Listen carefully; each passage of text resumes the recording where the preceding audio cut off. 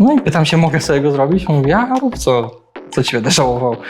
No naprawdę samochód wyszedł świetnie. Samochód pojeździł z tydzień czasu, poszedł na złom. Więc to był chyba najładniejszy samochód w zgniatarce, jakikolwiek był, nie? Robiliśmy Mercedesa E-klasę w wersji Caravan. To była taka niestandardowa realizacja, to była zmiana koloru samochodu z czarnego auta na czarne auto. Kiedyś na tych starych autach dało się wykonać 1, 2, 3, 5 korekt. Teraz tak naprawdę producenci pozbawiają nas takiej opcji. Technologia poszła tak do przodu, że można sobie zmienić kolor samochodu, wziąć podstawowy jakiś czarny i zrobić sobie tak naprawdę kolor, który w konfiguratorze kosztuje czasem srogie 1000. Telefony to jest taki świetny przykład. Ktoś sobie kupuje iPhone'a, więc tak naprawdę te 200 zł na tą folię, czy tam właśnie na jakieś zabezpieczenie, pokrowiec czy coś, wyda. Tak samo jest po prostu na samochodzie. Jeżeli ktoś chce kupić samochód, nie wiem, za $500 000 złotych, no to te 10, 15, 20 tysięcy po prostu jest w stanie wydać, no bo jest to po prostu jakiś tam minimalny procent wartości samochodu. Grupa lancerowców to jest ogólnie naprawdę świetna grupa. Ludzie naprawdę żyją ze sobą w takiej zgodzie, harmonii. Ja się śmieję właśnie, że osoba, która ma lancera, to jest na pewno dobry człowiek.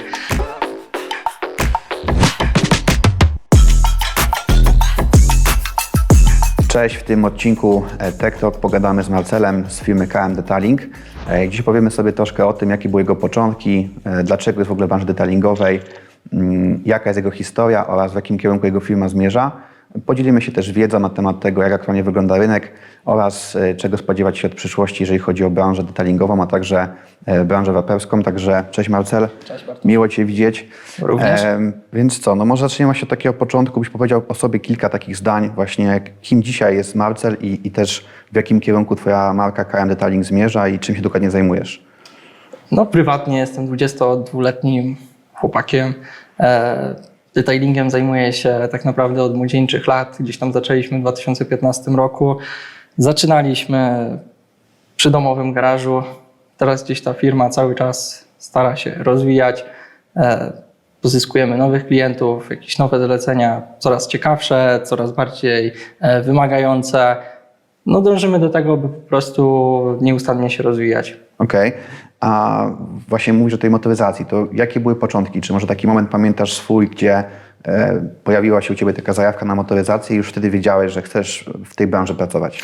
Wiesz co, ja ogólnie zarażony motoryzacją byłem od dziecka. Nie wiem skąd się to wzięło, ale po prostu samochody interesowały mnie od dziecka. Moja mama zawsze opowiada, że ja jak byłem taki mały, to żeby w ogóle cokolwiek zjeść, to było po prostu za kierownicą. Więc zarażony motoryzacją byłem od dziecka. Z czasem po prostu ta motoryzacja była bardziej dostępna. Gdzieś tam rodziców, auta, znajomych. W późniejszym czasie cały czas gdzieś tam wokół tej motoryzacji się otaczaliśmy. Teraz już jest ciutkę łatwiej, bo mamy dostęp właśnie do jakichś tam supercarów, aut klientów i w ogóle, więc możemy się tą motoryzacją otaczać, żyć po prostu nią. Okej. I jakie w ogóle były początki? W sensie, kiedy zacząłeś pracę w detailingu, czy może coś jeszcze było przed detailingiem? Jak to właśnie wyglądało? W sumie tak naprawdę takim kluczowym wydarzeniem to było po prostu mój brat pracował w Anglii bodajże w detailingu Audi.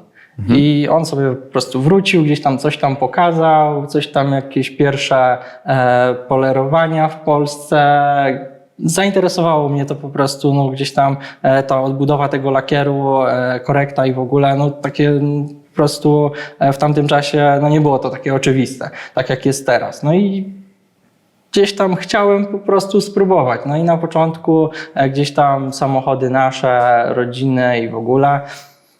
Kupiłem jakąś pierwszą swoją maszynę i pamiętam, że wujek miał taką starą polówkę. Ja ogólnie wywodzę się z takiej wioski, więc to był taki samochód po prostu w polach. I pytam się, mogę sobie go zrobić? On mówi, a rób co ci będę żałował. I gdzieś tam zrobiliśmy. Naprawdę samochód wyszedł świetnie. Samochód pojeździł z tydzień czasu, poszedł na złom. Więc to był chyba najładniejszy samochód w zgniatarce, jakikolwiek był, nie? Okej. A w ogóle pamiętasz takie swoje pierwsze auto, które było klienta? W sensie nie z rodziny? Co to było i kiedy to było? Tak, to był taki samochód klienta właśnie takiego z zagranicy. On siedział w Anglii i on przyjechał sobie właśnie na wakacje. No i pamiętam, że ja wtedy pracowałem, pomagałem tacie w jego firmie budowlanej. No i jakieś tam pieniądze z tego były, więc tak powiedziałem po prostu, że no dobra, no rodzinie gdzieś tam się robiło po prostu za bezcen. No i tak mówię, tak żeby mi się to po prostu opłacało, więc wzięliśmy pierwszy ten samochód, powiedziałem jakąś tam kwotę, to też nie były jakieś tam nie wiadomo jak wielkie kwoty, już nie pamiętam, około 1000 złotych.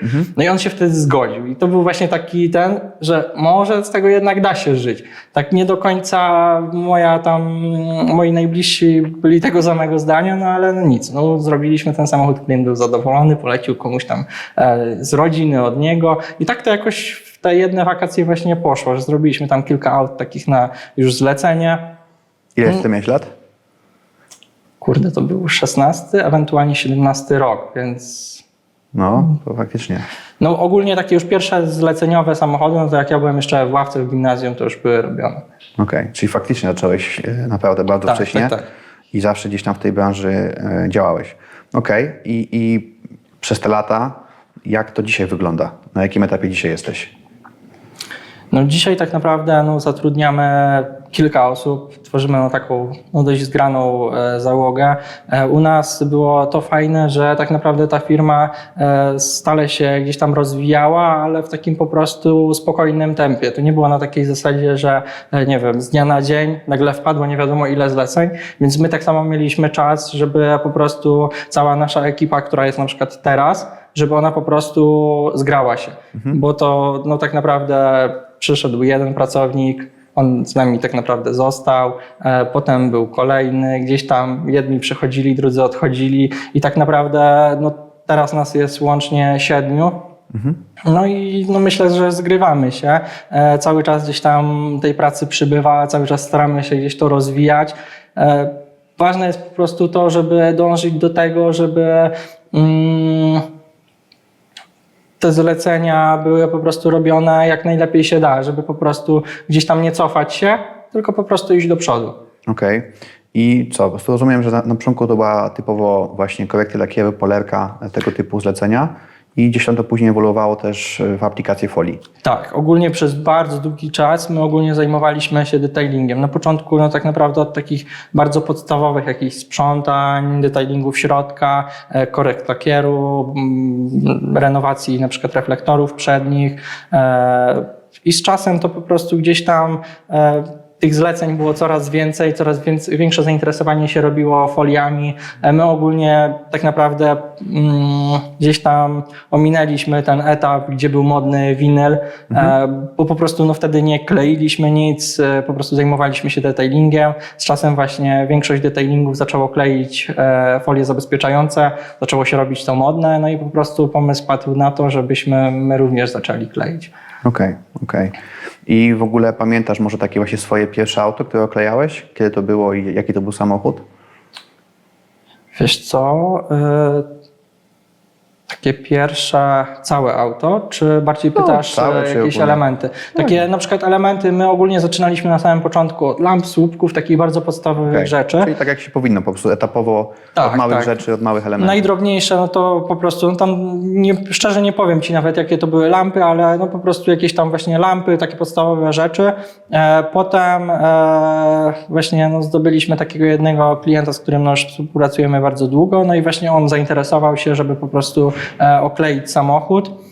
No i to wtedy był taki VIP bus na bazie Mercedesa, taki po prostu 9-osobowy samochód, w środku poobszywany skórami w ogóle, taki ciekawy samochód. I pamiętam, że wtedy właśnie z moim znajomym robiliśmy pierwszą tą realizację. Ja to w sumie byłem tak naprawdę pomocnikiem, on był u nas takim aplikatorem, który po prostu pomógł nam przeprowadzić całą tą realizację. No i z czasem po prostu gdzieś tam coraz cięższe elementy starałem się po prostu sam kleić. Więc taki był początek z PPR. Okej. I też chciałem zapytać właśnie o to z tej perspektywy tej drogi, momentu, kiedy zacząłeś od samego początku do dzisiejszego etapu.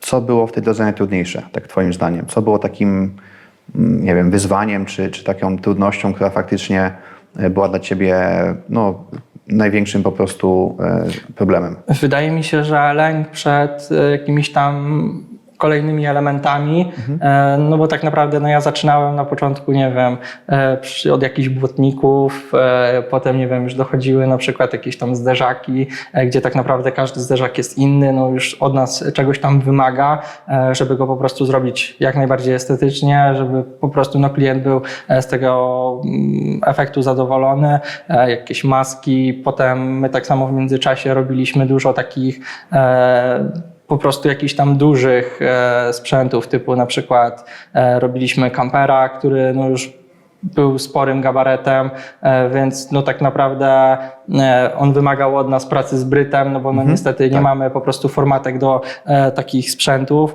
Jakieś tam na przykład urządzenia typu ciągniki rolnicze, bardzo po prostu specyficzna grupa odbiorców, grupa klientów. Właśnie jak właśnie wymieniasz takie nietypowe pojazdy, właśnie chciałem też zapytać, czy może masz w głowie taką swoją najbardziej nietypową realizację, najdziwniejszy samochód albo pojazd, który miałeś okazję oklejać? Wiesz co, to wydaje mi się, że ostatnią realizację robiliśmy Mercedesa E-klasę w wersji Caravan. To była taka niestandardowa realizacja, to była zmiana koloru samochodu. Czyli też dość nietypowy kolor, ty pewnie wiesz jaki. Tak. Z czarnego auta na czarne auto. Tak, dokładnie. Czyli po prostu robiliście wrapping dla samochodu pogrzebowego. Tak, dokładnie. No, też specyficzne kształty.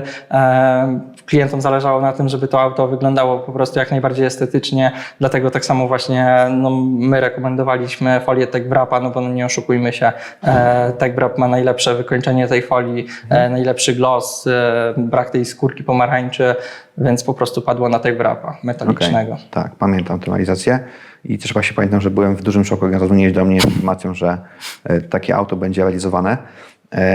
Ale że tak powiem też wiem, bo też, że tak powiem, dużo rozmawiamy, że też dużo masz takich realizacji w motosporcie, czy też powiedzmy takich klientów premium, którzy mają też nietypowe samochody.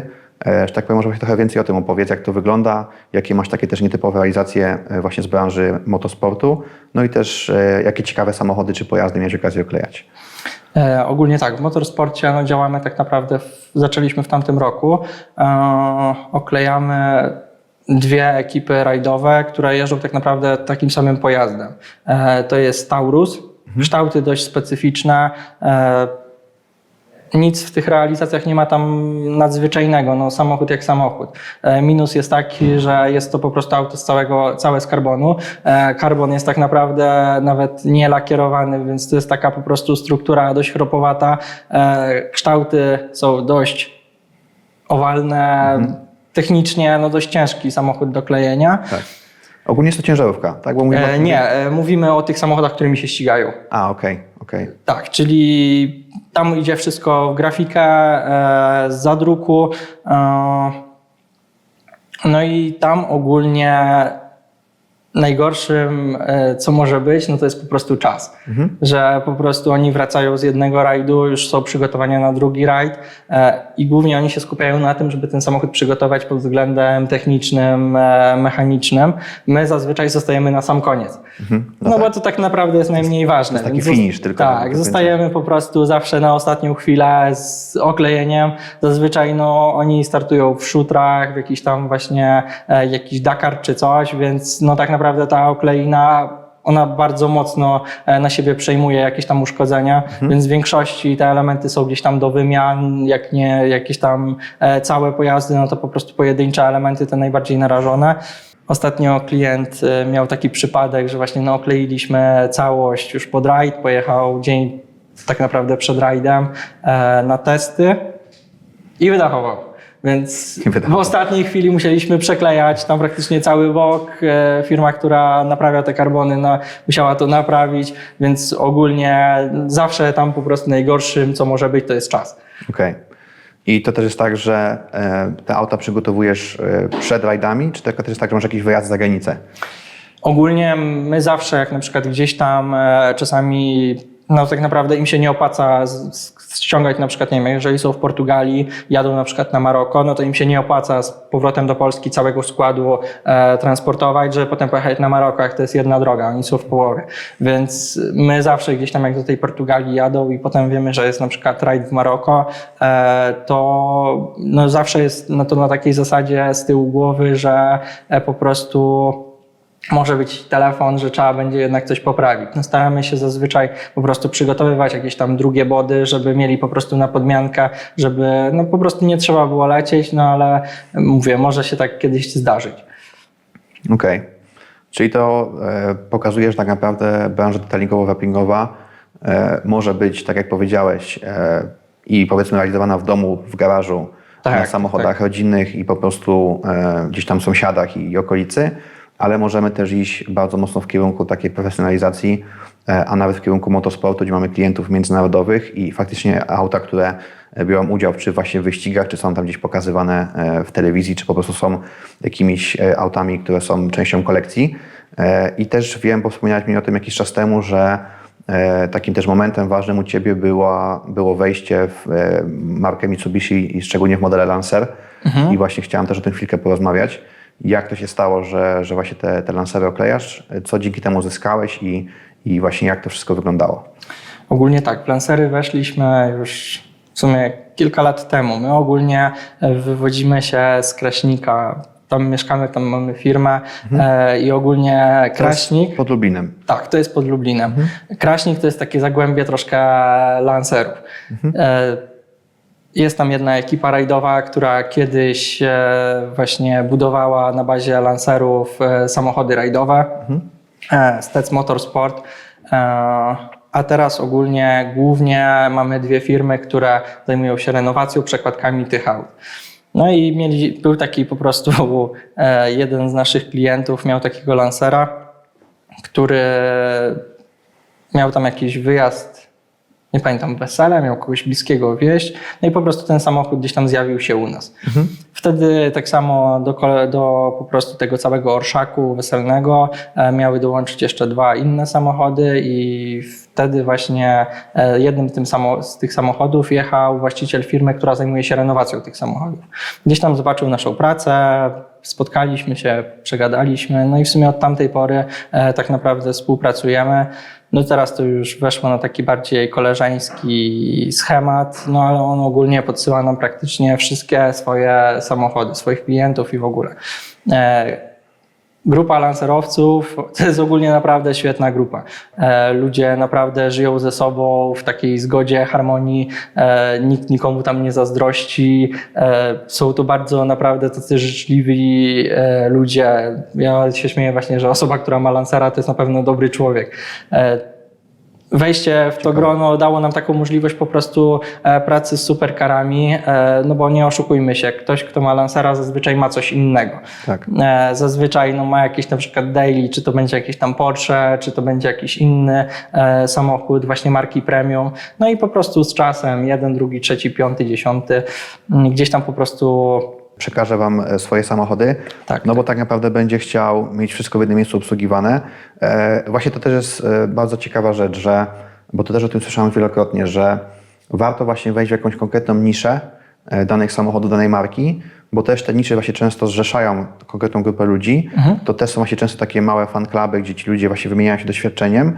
No i też tak jak właśnie powiedziałeś, jeżeli ktoś ma Lancera, gdzie też te auta cały czas na wartości rosną i są to bardziej auta w sumie już kolekcjonerskie niż takie bardziej do jeżdżenia na co dzień, no to też ta osoba prawdopodobnie ma jeszcze inne samochody, najczęściej kilka samochodów i też ma znajomych, którzy mają już ciekawe samochody i jakby to jest takie środowisko, gdzie po prostu każdy każdego poleca, no bo też tak jak w każdej innej branży najtrudniej jest zdobyć zaufanie i to, żeby ludzie mogli się swoje samochody powierzyć, bo dla nich te samochody są po prostu ważne.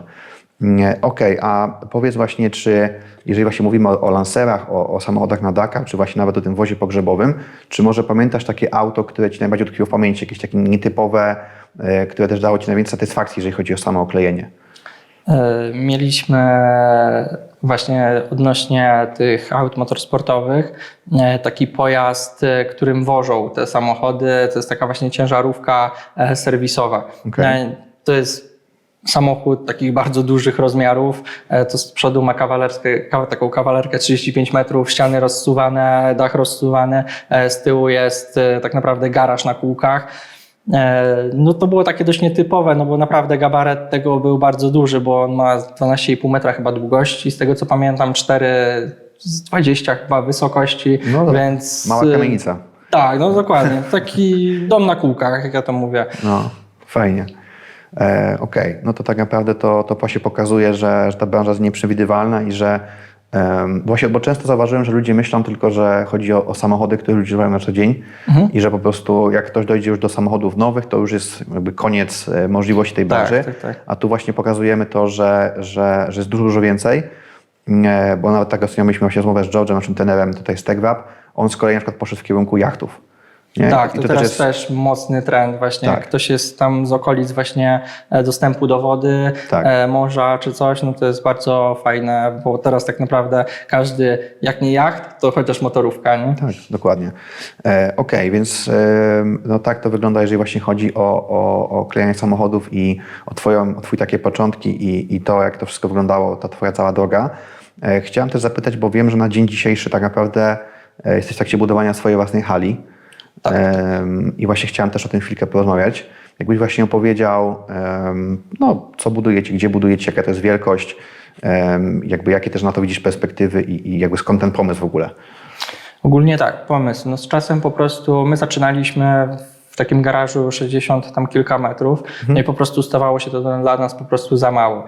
My cały czas działamy właśnie w detailingu, zarówno jak i właśnie w oklejaniu, no i po prostu ciężko było na tak małej po prostu przestrzeni pogodzić to i to, bo no nie oszukujmy się, detailing to jest po prostu z takiego punktu widzenia bardzo czysta praca. Tak. Ale no przy tym generuje bardzo dużo syfu. Przy folii musi być wręcz przeciwnie. Tu musi być po prostu czysto, żeby po prostu ta estetyka późniejsza była po prostu zadowalająca. Więc padło na to, żeby po prostu szukać czegoś większego. My już wtedy chcieliśmy po prostu coś swojego. Tylko tak, no nie mogliśmy gdzieś tam znaleźć miejsca, nie mogliśmy dograć czegoś, to po prostu trwało. Trafiła nam się właśnie okazja, żeby wynająć halę od naszego klienta dobrego. Dla niego było łatwiej, bo byliśmy przy nim i po prostu no dało nam to duże po prostu możliwości, że no tak naprawdę z 60 kilku metrów przeszliśmy na 250 metrów. My bardzo dużo robimy takich samochodów długoterminowych, czyli na przykład jakieś projekty typu od jakiejś renowacji po zabezpieczenie. Często na przykład zdarza się na przykład wziąć takie samochody, które są nowe, ale jednak mają jakiś przebieg, mają już jakieś pierwsze odpryski, że ten samochód tak naprawdę front przynajmniej musi trafić do lakiernika.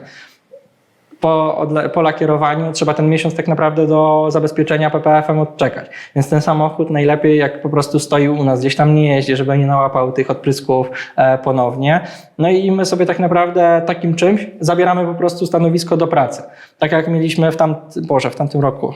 Rok przed odejściem właśnie z tego mniejszego garażu taką sytuację, że mieliśmy właśnie tam 2 superkary i z dnia na dzień spadł śnieg. No i tak, dzwonię do klienta, mówię, odbierzesz to auto? Mówi, no kurde, w taką pogodę nam to tak ciężko, mówię. No ja mówię, ja też się nie dziwię. Zanim ogarnęli jakąś krytą lawetę, zanim coś, my tam 4 dni po prostu nie mieliśmy gdzie robić. 2 samochody skończone, 2 samochody sobie stały. Z 2 stanowisk to nie było bardzo gdzie coś tam robić. Teraz my takiego problemu nie mamy. Gdzieś tam samochód sobie stoi, no dobra, niech sobie stoi. Mamy 11 załóżmy miejsc, na których możemy robić, więc nawet jak 2 gdzieś tam nam są jakieś samochody utkną, czy czasami na przykład mamy jakieś takie realizacje, gdzie niby ma być wszystko prosto, ale nie wiem, gdzieś tam zbraknie jakiejś części, gdzieś tam jakiś podwykonawca zawali, gdzieś coś się przesunie czy coś, no to my nie mamy takiej presji czasowej, że po prostu nie, musimy to skończyć, bo nie wiem, nie mamy gdzie robić. Tylko po prostu to auto może sobie po prostu przeczekać, my sobie zrobimy jakieś tam swoje tematy takie bieżące, czyli nowe samochody, jakieś tam właśnie takie samochody, które są robione na bieżąco, a to sobie może po prostu przestać. Okej. I na jakim aktualnie etapie jesteście budowy? Stan zamknięty. Tak w sumie już zaczynamy jakąś tam wykończeniówkę. To właśnie nas troszkę przerosło, bo ogólnie chcemy to miejsce zbudować maksymalnie dostosowany do tego, czym się zajmujemy. Czyli chcielibyśmy, żeby to miejsce spełniało po prostu takie techniczne zadania, żeby po prostu jak najlepiej nam się pracowało w tym miejscu. Już mamy, nie wiem, jakieś tam ogrzewania podłogowe, dobrą wentylację, pomieszczenie na przykład do renowacji skór, żeby to po prostu nie było na przestrzeni otwartej, właśnie ploternie, żeby po prostu wszystko było oddzielone i wszystko było zrobione na takim naprawdę wysokim poziomie, żeby to miejsce również było takie fotogeniczne, żeby można było się tą pracą pochwalić, no bo tak naprawdę czasami nawet jak mamy te superkary, no to nie wiem, jeżeli zrobimy na zewnątrz to zdjęcie, no to ono nie zrobi wow.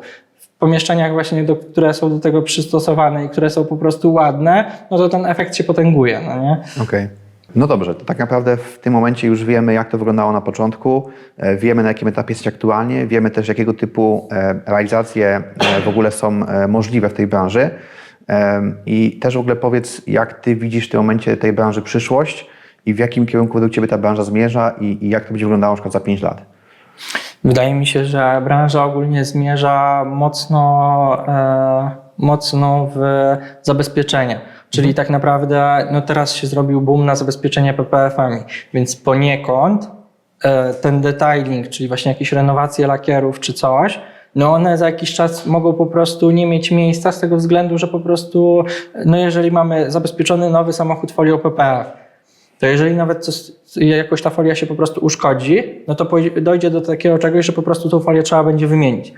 Pominiemy ten etap tak naprawdę renowacji lakieru, jakiś tam właśnie naprawy uszkodzeń, no bo po prostu, no nie wiem, nawet jeżeli ktoś, nie wiem, zadrapie tą folię, no to ją trzeba po prostu wymienić. Okay. Myślę, że detailing z czasem po prostu poza najprostszymi rzeczami, czyli detailingiem wnętrza, czy na przykład jakimiś myciami, no to po prostu troszkę będzie taki zapomniany, no nie? Okej. Czyli tak jak kiedyś było na przykład tak, że właśnie były no, typowo korekty lakieru plus właśnie wkładanie jakichś ceramik i potem właśnie ta ceramika ewoluowała w kierunku PPF-a i też według mnie tam ceramika też jest takim bardziej dodatkiem, na przykład do PPF-a, a nie już samą usługą samą w sobie, że jakby mniej się wykonuje tak według mnie tych usług i że właśnie w kierunku będzie to szło tego, że w przyszłości będzie jeszcze więcej właśnie zabezpieczenia. I jak myślisz, z czego to wynika? Czemu na przykład jest teraz tak, że ci klienci mają tą świadomość, skąd jest ta świadomość w klientach, że większość nowych samochodów ludzie za to chcą to auto zabezpieczyć? Wydaje mi się, że ze względu po prostu na procesy technologiczne samochodów. No kiedyś załóżmy mieliśmy, nie wiem, grupa WAG, lakiery były grubości tam załóżmy 120 mikronów.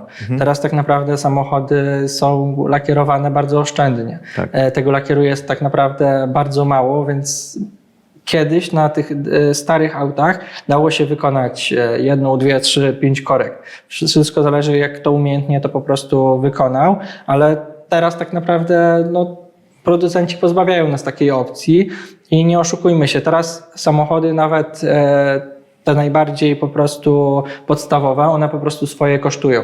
Już nie mówiąc o samochodach marki premium, gdzie tak naprawdę tych pieniędzy trzeba po prostu wyłożyć. No i to jest tak jak z telefonami, czy tam, no telefony to jest taki świetny przykład. Ktoś sobie kupuje iPhone'a, więc tak naprawdę te 200 zł na tą folię, czy tam właśnie na jakieś zabezpieczenie, pokrowiec czy coś, wyda. Tak samo jest po prostu na samochodzie. Jeżeli ktoś chce kupić samochód, nie wiem, za $500 000 złotych, no to te 10, 15, 20 tysięcy po prostu jest w stanie wydać, no bo jest to po prostu jakiś tam minimalny procent wartości samochodu, co realnie w przyszłości no po prostu odda to. No, tak. Nie? Właśnie propos tego, co mówisz o lakierach, pamiętam jak byłem u klienta we Wrocławiu i pokazał mi swojego Mustanga z lat 60., takiego klasyka, który miał swojego prywatnie i właśnie powiedział mi, nawet o tym nie wiedziałem, że na tym aucie lakier jeszcze był technologią ołowiową, że ten lakier był ołowiowy na samochodzie i właśnie powiedział, że nawet nie trzeba tam kłaść PPF-a, bo ten lakier po prostu nie do zdarcia. Tak, to starej technologii lakiery one są bardzo twarde i po prostu bardzo odporne na jakieś tam uszkodzenia mechaniczne, jakieś tam właśnie nawet takie procesy mycia i w ogóle, żeby one się po prostu nie niszczyły. No. Nowe lakiery niestety to jest w drugą stronę, to jest całkiem przeciwieństwo tego. No, ale z drugiej strony przez to, że producenci szukają tych oszczędności i lakier też jest elementem, który po prostu oni chcą te koszty sobie obniżyć, no to dzięki temu cała nasza branża po prostu rośnie. Nie? Więc uważam, że to też, no właśnie to jest tak, że jakby na rynku nie ma tej luki, tak? Jeżeli producenci na przykład właśnie obniżają jakość lakierów, automatycznie branża detailingowa będzie miała więcej po prostu pracy, bo klienci świadomie będą chcieli te auta zabezpieczyć i będą chcieli ten lakier po prostu sobie zachować w stanie oryginalnym. Okej, teraz też właśnie chciałem o tym chwilkę porozmawiać, bo od jakiegoś czasu współpracujemy razem jako w TechWrapie, gdzie jesteś naszym lokalnym dystrybutorem. I właśnie chciałem też zapytać Ciebie, co sądzisz w ogóle o marce TechWrap jako o folii, bo też tych folii pewnie miałeś okazję testować wiele i korzystałeś z wielu różnych marek. Jak to się w ogóle stało, też gdzieś tam ta marka spodobała Ci się pod kątem jakości, pod kątem tego, co oferuje, oraz co w ogóle Twoi klienci sądzą o TechWrapie, jak to w ogóle widzisz? Wiesz co, ogólnie my dłuższy czas szukaliśmy producenta folii, który będzie spełniał pewne nasze tam wymagania. My ogólnie staramy się kleić samochody z formatach powiększonych, czy właśnie zarówno z brytu, przy takich realizacjach, do których nie ma dostępu do formatek. My staramy się zawsze tą folię po prostu zawijać, gdzie tylko się da. Jest dużo folii na rynku, gdzie tak naprawdę ta folia, nawet jeżeli przy niej popracujemy, zawiniemy to wszystko, to po prostu ma tendencję do jakiegoś tam wstawania, że ona po prostu nie do końca się nadaje do tego. Poznaliśmy się jakiś czas temu u naszego znajomego. Gdzieś tam w sumie tak naprawdę no nie myślałem nawet, że gdzieś tam moglibyśmy współpracować. My wtedy kleiliśmy jakąś tam folią. No i z czasem po prostu przyszła potrzeba, żeby coś tam po prostu zmienić. Zaczęliśmy szukać z powrotem. No i po jakichś tam naszych poszukiwaniach zostaliśmy na lodzie, na właśnie tą dużą Scanię. No i wtedy sobie właśnie przypomniałem o jakichś tam naszych rozmowach. My tak samo właśnie byliśmy przez Was wtedy zaproszeni na szkolenie, więc jakąś tam pierwszą styczność z tą folią miałem, jakieś tam swoje pierwsze spostrzeżenia na temat tej folii miałem. No i po prostu wtedy zdecydowaliśmy się tak naprawdę jakąś podjąć współpracę z Wami.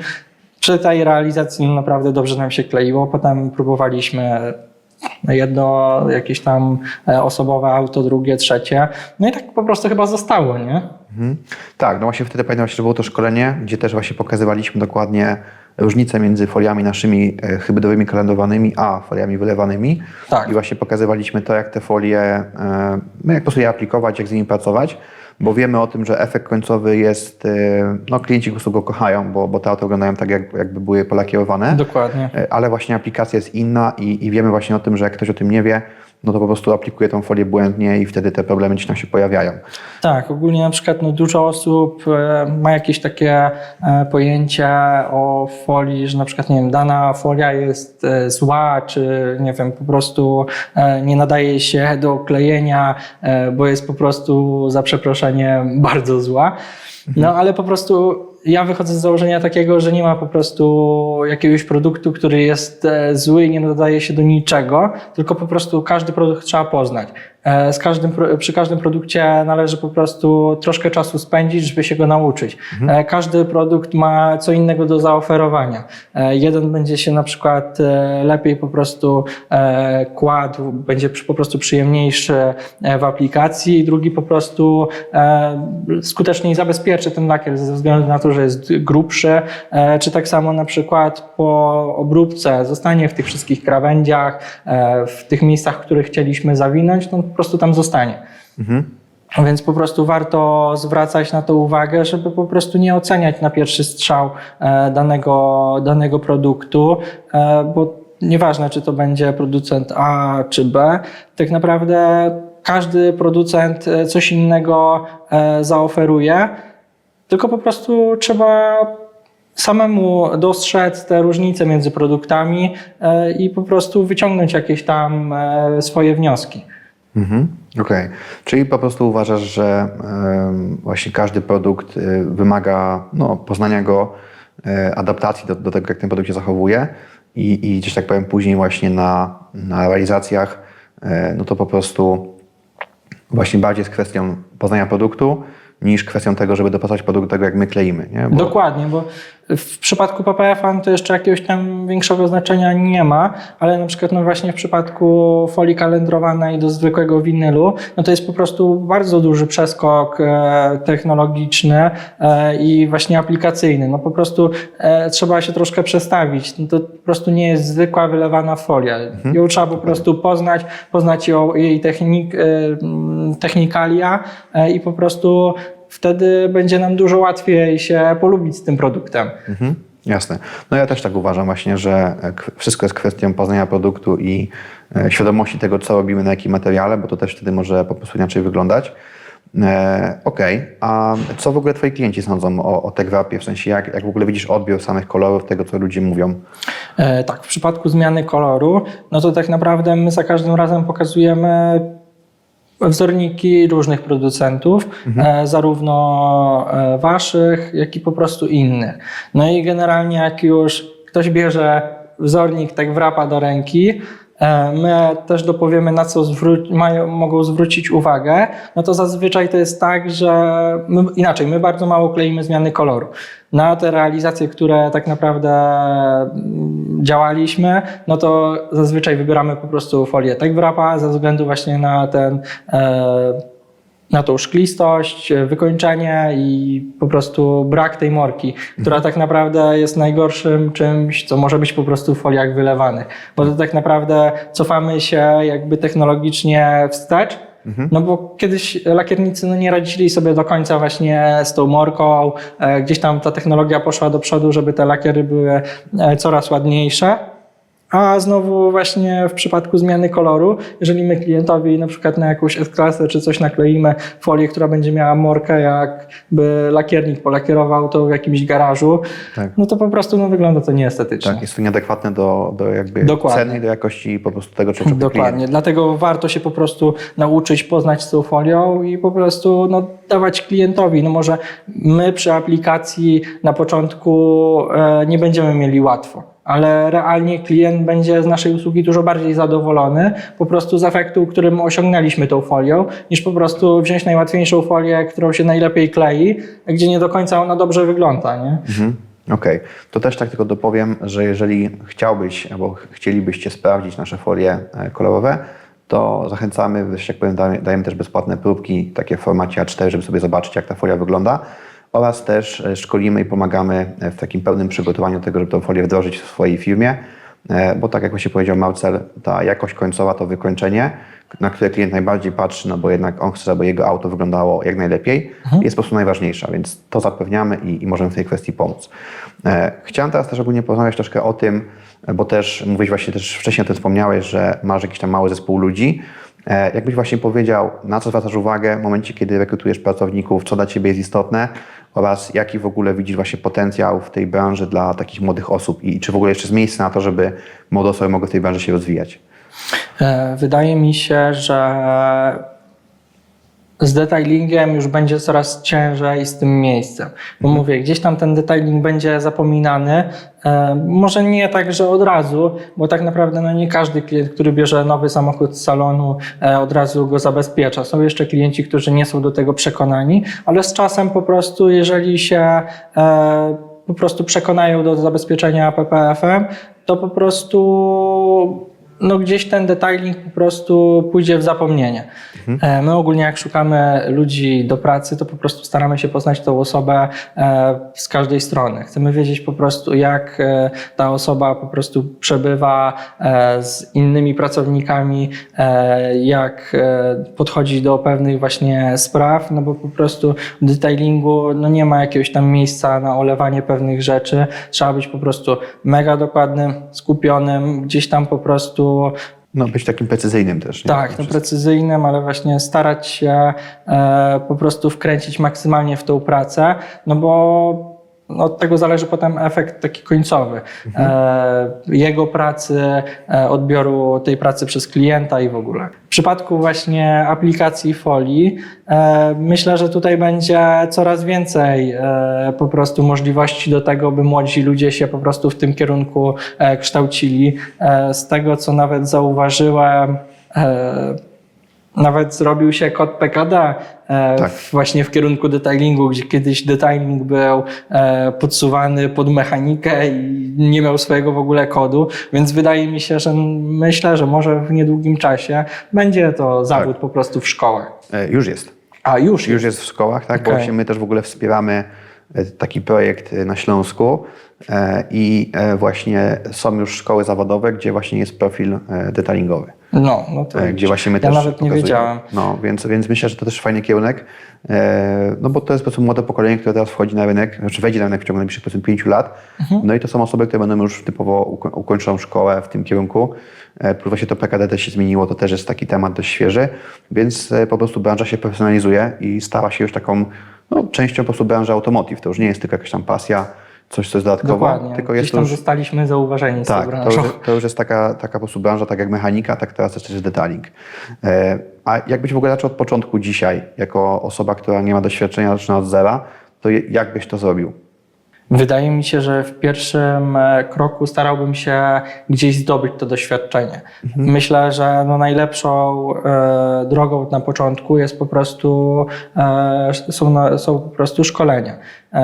Bo tak naprawdę jesteśmy w stanie od samego początku wyeliminować jakieś błędy, które tak naprawdę są błędami podstawowymi. Jest nam ktoś w stanie z większym doświadczeniem przekazać pewną wiedzę i wyeliminować na samym początku wszystkie jakieś problemy, jakieś niedopowiedzenia i w ogóle. Tak, no jest takim naszym mentorem, powiedzmy, tak w skrócie mówiąc. Dokładnie. No i też sprawia, że nie wpadamy w taką pętlę złych nawyków. Nie? Dokładnie, dokładnie. Tylko od początku uczymy się tego, jak to jest poprawnie, uczymy się takich smaczków wewnętrznych, bo zawsze ci trenerzy, którzy robią to od lat, przynajmniej tak powinno być, że trener jest osobą, która ma doświadczenie od lat, no to ta osoba już zna samochody, zna kształty, wie jak te folie wyglądają i po prostu tłumaczy na takich czystych przykładach życiowych, jak dany element sobie maksymalnie uprościć i zrobić to skutecznie i też wizualnie po prostu poprawnie, bo to też o tym często ludzie nie wiedzą, ale jedną kwestią jest zrobić element, a drugą kwestią jest zrobić go po prostu zgodnie z estetyką i z takim po prostu ładnym wykończeniem, żeby klient końcowy widział, że po prostu jest to zrobione profesjonalnie. Dokładnie. Bo to też jest cała sztuka. Wiadomo, na pierwszych szkoleniach nie przyjdą umiejętności wraz z tymi szkoleniami, ale wiedza, która po prostu zostanie przekazana, będzie na pewno bardzo pomocna na samym początku tej drogi. Okej. A jeżeli teraz chodzi o same folie i aplikacje folii, to jakie widzisz takie najczęstsze błędy młodych aplikatorów? Wydaje mi się, że gdzieś tam po prostu taka olewawczość pewnych po prostu zaniedbań. Nie wiem, bardzo często na przykład widzimy, że nie wiem, młodzi aplikatorzy w przypadku PPF-a kleją na przykład z formatek. I mieliśmy ostatnio właśnie taką sytuację, że cały full front był oklejony z formatek i na przykład, nie wiem, elementy formatki, które wychodzą gdzieś tam poza element, były po prostu zostawione, nie odcięte. Więc to tak naprawdę, jak my ten samochód widzieliśmy rok po aplikacji, na białym samochodzie czarny, zwisający kawałek folii, że tam na przykład przednie spryskiwacze, które były w ogóle nie wycięte, tylko były zaklejone po prostu PPF-em, no to po prostu takie dość średnie podejście na samym początku tej drogi, no bo tak naprawdę klient, jeżeli pierwszy raz coś takiego zobaczy, no to już drugi raz nie wróci. Tak, no. I tak naprawdę w dzisiejszych czasach, gdzie jest internet, są grupy, to tak naprawdę bardzo łatwo sobie nawet w całej Polsce zrobić złą opinię i gdzieś tam po prostu zostać wykluczony z tego rynku. No, dokładnie. Ja też w ogóle widzę właśnie po naszych klientach, że im ktoś ma mniej doświadczenia i jest jakby młodszym aplikatorem, tym właśnie częściej korzysta tylko i wyłącznie z formatek, no bo po prostu się boi tego bytu, boi się sam ciąć na samochodzie i też boi się tego, że zmarnuje materiał. A właśnie osoby, które kleją długo, które mają doświadczenie wieloletnie, właśnie częściej korzystają z bytu, bo twierdzą, że formatki im się po prostu nie chce tego obierać, nie chce im się na to marnować czasu, wolą po prostu mieć byt i położyć, jak powiem sobie samemu, to tak jak chcą. Dokładnie, bo to czasami na przykład są takie elementy, dużo łatwiej, szybciej, przyjemniej jest zrobić na przykład zderzak tylny z brytu, niż dopasowywać tą formatkę. Zawsze efekt końcowy, jeżeli ktoś już ma dobrą rękę, to efekt końcowy tego brytu będzie dużo przyjemniejszy niż formatki. No, dokładnie, też tak uważam.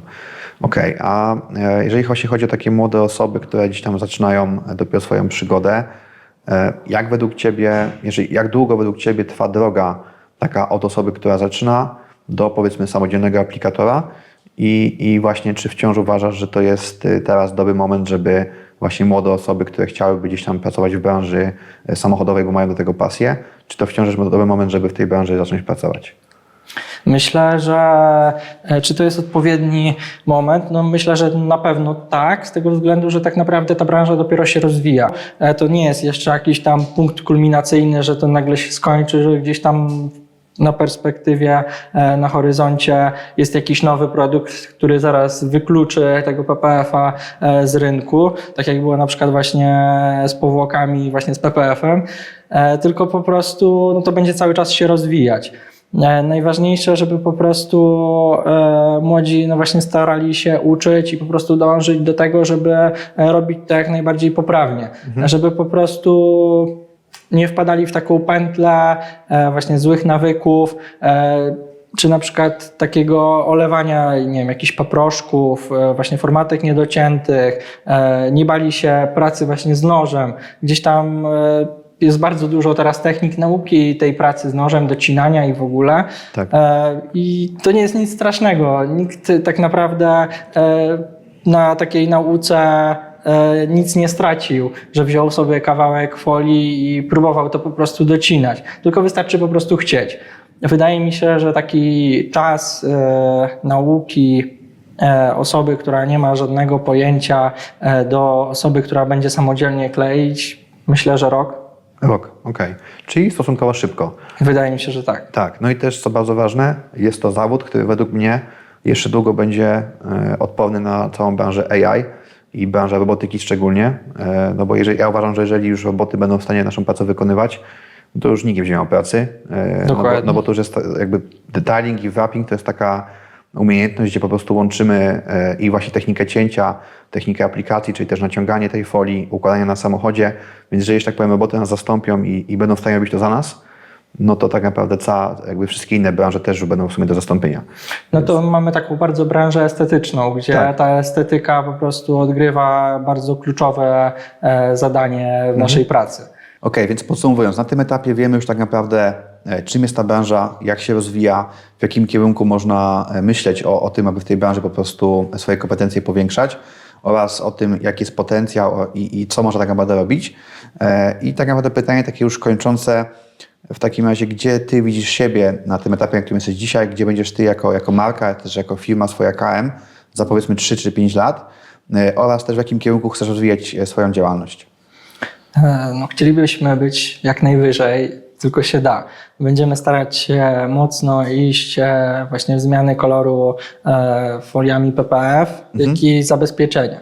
Gdzieś tam ten detailing u nas cały czas będzie się odbywał z tego względu, że po prostu mamy bardzo dużo jakichś tam starszych aut do renowacji tego lakieru i w ogóle, ale po prostu no, głównym taki clue firmy będzie po prostu PPF, czy to właśnie kolorowy, czy po prostu bezbarwny jako zabezpieczenie.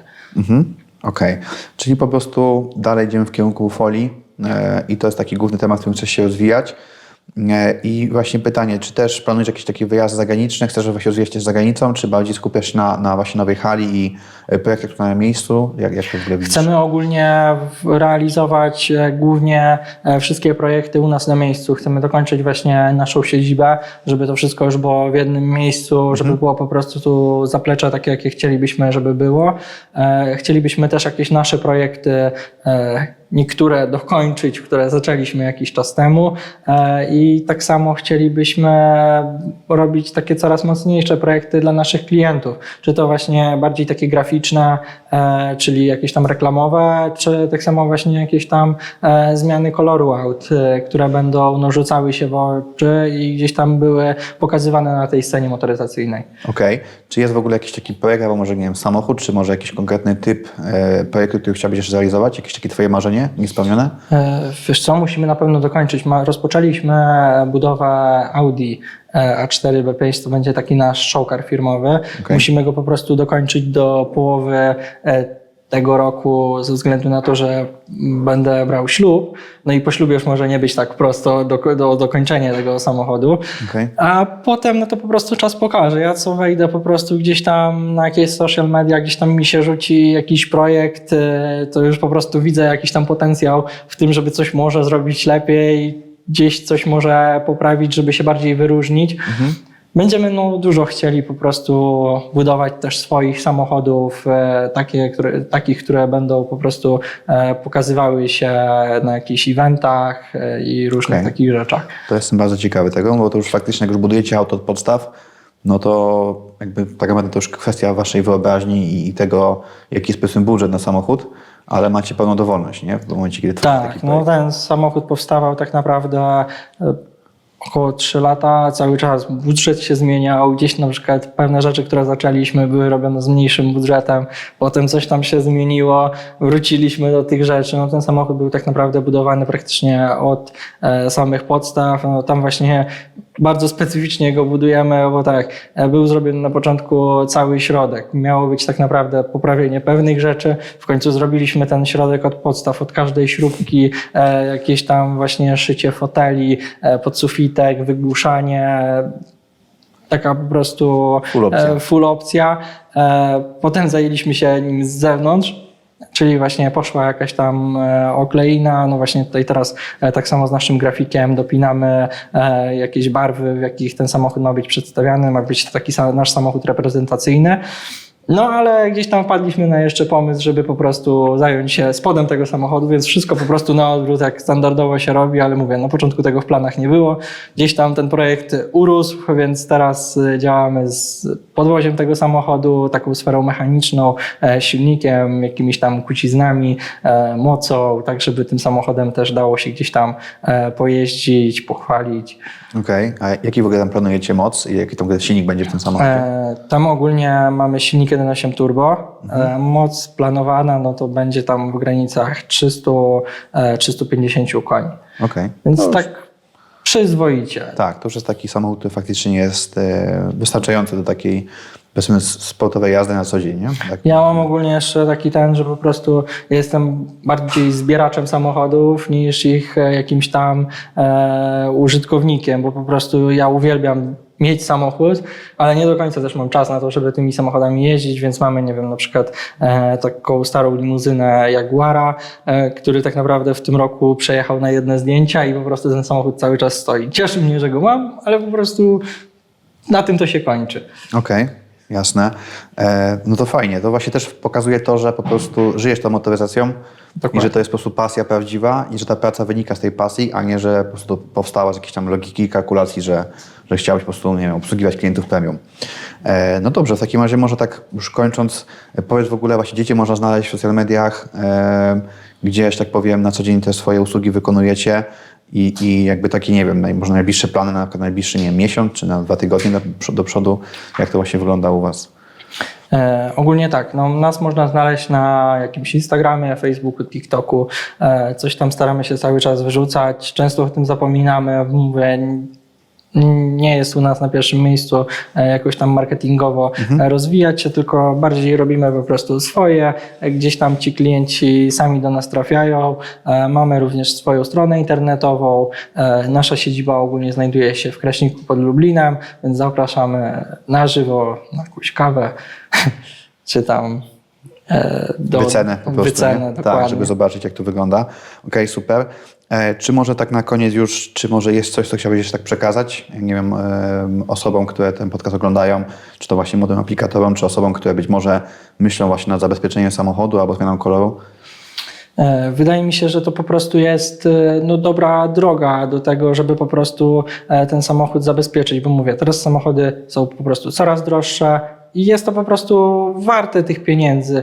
Teraz technologia poszła tak do przodu, że można sobie zmienić kolor samochodu, wziąć w podstawie kolor podstawowy jakiś czarny i zrobić sobie tak naprawdę kolor, który w konfiguratorze kosztuje czasem srogie tysiące. Tak, dziesiątki tysięcy często kosztuje. No. Dokładnie, a nie oszukujmy się, folie są już na tyle rozwinięte, te kolory są na tyle gdzieś tam specyficzne, po prostu ładne.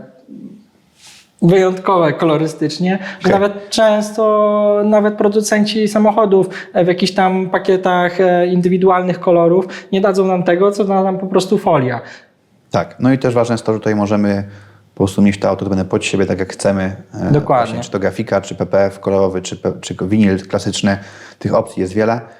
No i myślę, że tym możemy zakończyć, więc co, życzę powodzenia Również. w dokończeniu budowy hali, w nowych realizacjach. No i niech ten rok 2026 będzie takim kolejnym rokiem, gdzie po prostu swoją poprzeczkę przeskoczycie jeszcze wyżej i będziecie cały czas się rozwijać. Więc co, powodzenia. Dziękujemy. Tak jest. Wszystkiego dobrego. Hej, hej.